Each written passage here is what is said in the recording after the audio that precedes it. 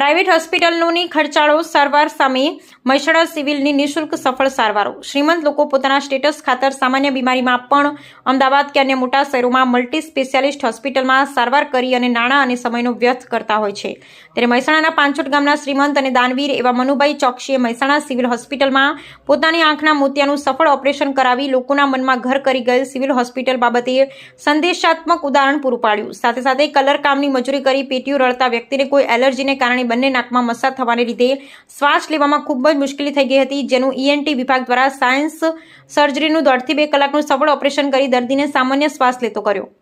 Private હોસ્પિટલમાં આશરે 60 થી 70 હજાર રૂપિયાના ખર્ચે થનારા સાયન્સ સર્જરીનું ઓપરેશન મહેસાણા સિવિલમાં નિઃશુલ્ક અને સફળ રીતે કરવામાં આવ્યું। સરકારી કહેવાતી મહેસાણા સિવિલ હોસ્પિટલના બંને સફળ ઓપરેશનને સિવિલ હોસ્પિટલોની સુધરી રહેલી સારવાર સુવિધાને ઉજાગર કરતા સંદેશો રૂપ પણ કહી શકાય।